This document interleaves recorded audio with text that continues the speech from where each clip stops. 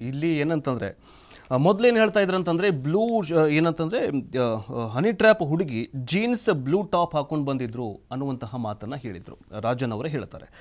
ಯಾಕೆ ಕೆಲವೊಂದಿಷ್ಟು ಅನುಮಾನಗಳು ಮೂಡೋದಕ್ಕೆ ಶುರುವಾಗುತ್ತೆ. ಅದಕ್ಕಿಂತ ಮುಂಚೆ ಹೈಕಮಾಂಡ್ ಒತ್ತಡಕ್ಕೆ KN ರಾಜನ್ ಅವರು ಮಣಿದ್ರ ಅನ್ನುವಂತಹ ಪ್ರಶ್ನೆ ಮೂಡೋದು ಸಹಜ. ತಮ್ಮ ವಿರುದ್ಧದ ಹನಿ ಟ್ರ್ಯಾಪ್ ಪ್ರಯತ್ನದ ಬಗ್ಗೆ ಪೊಲೀಸ್ ದೂರು ನೀಡಿ ಉನ್ನತ ಮಟ್ಟದ ತನಿಖೆ ಬಯಸಿದ್ದ ಸಹಕಾರ ಸಚಿವ ರಾಜನ್ನ ನಿಲುವು ಬದಲಿಸಿ ದೂರಿನ ಬದಲು ಗೃಹ ಸಚಿವರಿಗೆ ಮನವಿ ಪತ್ರವನ್ನು ಸಲ್ಲಿಸಿದ್ದಾದರೂ ಯಾಕೆ? ರಾಜ್ಯ ರಾಜಕಾರಣದಲ್ಲಿ ತೀವ್ರ ಕುತೂಹಲವನ್ನು ಹುಟ್ಟುಹಾಕಿರುವಂತಹ ಈ ಪ್ರಶ್ನೆಗೆ 3 ಅಂಶಗಳ ಕಾರಣವನ್ನು ನೀಡಲಾಗ್ತಾಗಿದೆ.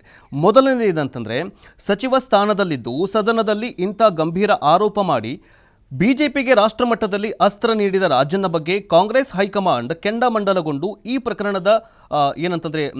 ಪ್ರಕರಣವನ್ನು ಜಾಸ್ತಿ ನೀವು ಹೈಪ್ ಮಾಡೋದಕ್ಕೆ ಹೋಗಬೇಡಿ ಅನ್ನುವಂತಹ ತಾಕೀತೇನಾದರೂ ಮಾಡಿದ್ರ ಅನ್ನುವಂತಹ ಪ್ರಶ್ನೆ ಒಂದು ಮೂಡುತ್ತೆ. ಎರಡನೇದೇನಂತಂದರೆ, ರಾಜ್ಯದಲ್ಲಿ ಇಡೀ ಹನಿ ಟ್ರ್ಯಾಪ್ ಆರೋಪ ಅನ್ನುವಂತಹ ಬ್ರಹ್ಮಾಸ್ತ್ರ ಯಾರ ವಿರುದ್ಧ ಪ್ರಯೋಗಿಸಬೇಕಾಗಿತ್ತೋ ಅವರಿಗೆ ನಾಟಿದೆ ಅನ್ನುವಂತಹ ಒಂದು ಮನದಟ್ಟು ಆಗಿದೆ.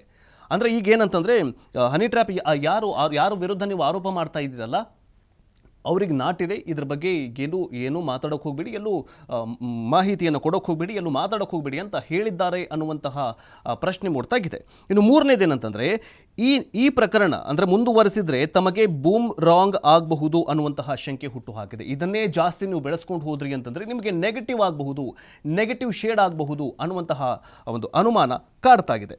ಬಟ್ ಏನಂತಂದರೆ, ದಾಖಲೆಗಳು ಇಲ್ಲ ಅಂತ ಏನು ಹೇಳ್ತಾ ಇದ್ರಲ್ಲ, ದಾಖಲೆಗಳಿಲ್ಲ, ರಾಜೀನಾಮೆ ಅಂದರೆ ರಾಜನ್ ಅವರ ಹೇಳಿಕೆ ಅನುಮಾನ ಹುಟ್ಟು ಹಾಕ್ತಾ ಇದೆಯಲ್ಲ. ಮೊದಲನೇ ಅನುಮಾನ ಇನ್ನೊಂದೇನಂತಂದರೆ, ಬೆಂಗಳೂರು ಮನೆ CCTV ಇಲ್ಲ, ಓಕೆ, ಮಧುಗಿರಿ ತುಮಕೂರು ಮನೆಯಲ್ಲೂ ಕೂಡ CCTV ಇಲ್ವಾ? ಏನು ಹನಿ ಟ್ರ್ಯಾಪ್ ಮಾಡೋದಕ್ಕೆ ಬಂದಂತಹ ಸಂದರ್ಭದಲ್ಲಿ ಲೇಡಿ ಬಂದಿದ್ದರು, ಒಂದು ಫೋನ್ ಮಾಡಿದರು, ನಾನು ಹೈಕೋರ್ಟ್ ವಕೀಲೆ, ಸೊ ನಾನು ನಿಮ್ಮನ್ನು ಮೀಟ್ ಮಾಡಬೇಕು ಅಂತ ಹೇಳಿದಾಗ ಬಂದಂತಹ ಸಂದರ್ಭದಲ್ಲಿ ನಿಮ್ಮ ಮನೆಯಲ್ಲಿ CCTV ಫೂಟೇಜೇ ಇರಲಿಲ್ವಾ? ಆ ಸಾಕ್ಷಿಗಳೇ ಇಲ್ವಾ? ಅವ್ರು ಹೇಳ್ತಾರೆ, ಅವರ ಫೋಟೋ ತೋರಿಸಿದ್ರೆ ನಾನು ಐಡೆಂಟಿಫೈ ಮಾಡ್ತೀನಿ, ಗುರುತು ಮಾಡ್ತೀನಿ ಅಂತ ಹೇಳ್ತಾರೆ. ಹಾಗಾದರೆ ನಿಮ್ಮ ಮನೆಯಲ್ಲಿ CCTVನೇ ಇಲ್ವಾ ಅನ್ನುವಂತಹ ಅನುಮಾನ ಮೂಡೋದು ಒಂದು.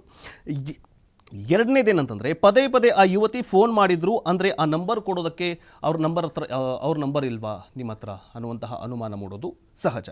ಇನ್ನು ಹನಿ ಗ್ಯಾಂಗ್ ಹಿಡಿದು ಥಳಿಸಿದ್ದ ಫೋಟೋ ಅಂದರೆ ಹನಿ ಗ್ಯಾಂಗ್ ಹಿಡಿದು ಥಳಿಸಿದಾರಂತೆ, ಆ ಒಂದು ವಿಡಿಯೋ ದಾಖಲೆಗಳು ಕೂಡ ಇಲ್ವಾ ನಿಮ್ಮ ಹತ್ರ ಅನ್ನುವಂತಹ ಅನುಮಾನ ಮೂಡೋದು ಸಹಜ. ಬಟ್ ಇಡೀ ರಾಷ್ಟ್ರವ್ಯಾಪ್ತಿಯಲ್ಲಿ ಹನಿ ಟ್ರ್ಯಾಪ್ ಸದ್ದು ಮಾಡಿದ್ದಂತಹ KN ರಾಜನ್ ಅವರು ಕೊನೆಗೂ ಹೈಕಮಾಂಡ್ಗೆ ಮಣಿದು ಯೂಟರ್ನ್ ಹೊಡೆದ್ರ ಅನ್ನುವಂತಹ ಪ್ರಶ್ನೆ ಮೂಡೋದಂತೂ ಸಹಜ. ಇನ್ನು